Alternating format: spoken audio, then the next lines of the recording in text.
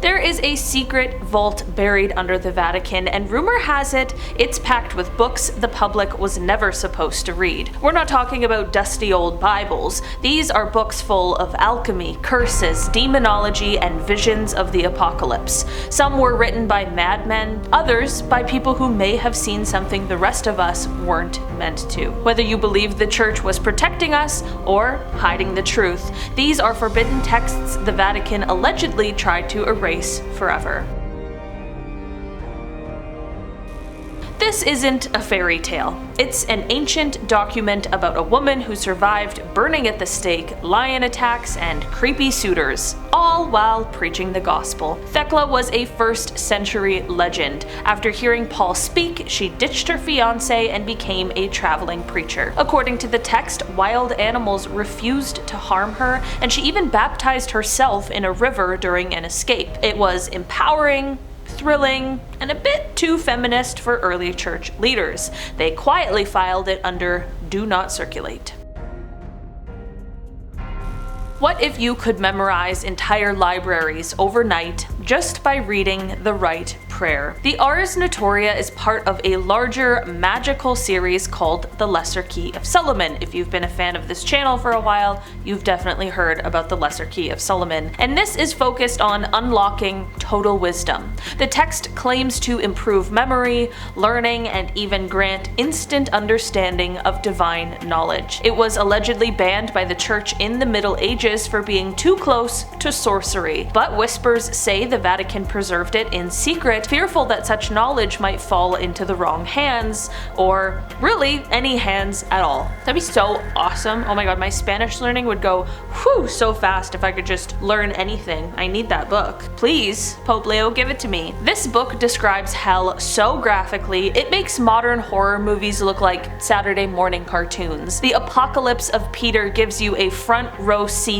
to a tour of hell, complete with sinners being flayed, burned, and force-fed fiery sludge. Some early Christians wanted it in the Bible. Others were like, absolutely not. The Vatican eventually shut it down, likely because it was just a little too much for the public at the time. But copies still survive, and they're metal as hell. Alright, just being honest about it. I'm not the Vatican, so I can say it. This book isn't about Christianity. It's an alleged holy book of an ancient witch cult centered around the goddess Diana and a Lucifer-like figure named Aridia. Published in the 19th century but believed to be based on far older traditions, the Gospel of the Witches tells of a time when witches were spiritual leaders who resisted oppression and summoned spirits under moonlight. The church labeled it as pure heresy and tried to suppress it, but for modern witches it's still considered sacred. Some even claim copies existed long before it was ever published.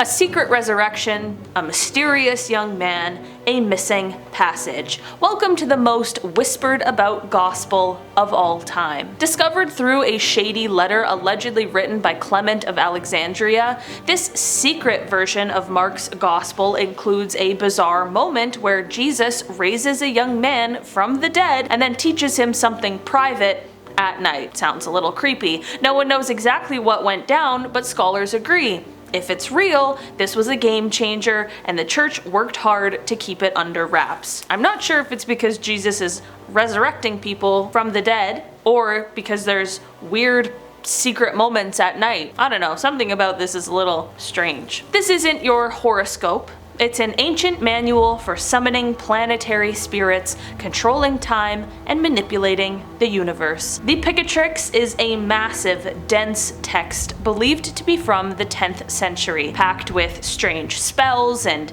deeply occult teachings. It blends astrology with dark magic, offering rituals that require blood, bones, and celestial alignments. It was banned in several countries, and although it survived in hidden libraries, the Vatican allegedly tried to keep it out of public hands. Even today, some say reading it aloud can summon something.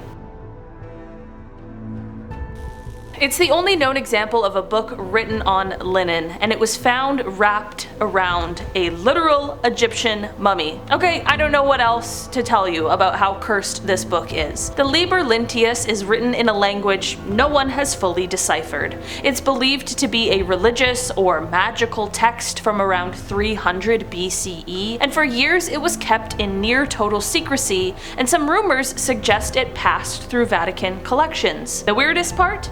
The woman it was wrapped around showed no signs of royal status, so why was this insanely rare book used as her bandages? It's a mystery that we'll probably never know the answers to, unless we can decipher the language. Picture this: ancient women possessed by spirits, scribbling cryptic prophecies about disasters, kings, and end-of-the-world madness. These eerie oracles were highly respected by both pagans and early Christians until they got a little too weird. The Vatican tried to rework them, clean them up, and eventually just shelved them completely. But their apocalyptic energy couldn't be contained. Even today, some believe that these books predicted modern events.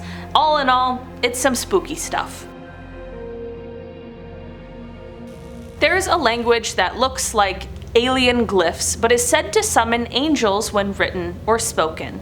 That language? Malachim.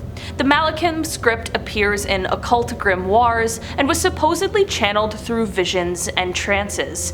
It's been tied to Kabbalistic magic and angelic summoning practices. The church banned its use centuries ago, and yet copies of Malachim texts kept turning up, sometimes hidden in monasteries. Some say the Vatican keeps an original tucked away to prevent modern occultists from trying to resurrect the rituals. Most people know it from H.P. Lovecraft's horror stories, but what if it's based on a real ancient text whispered about in occult circles?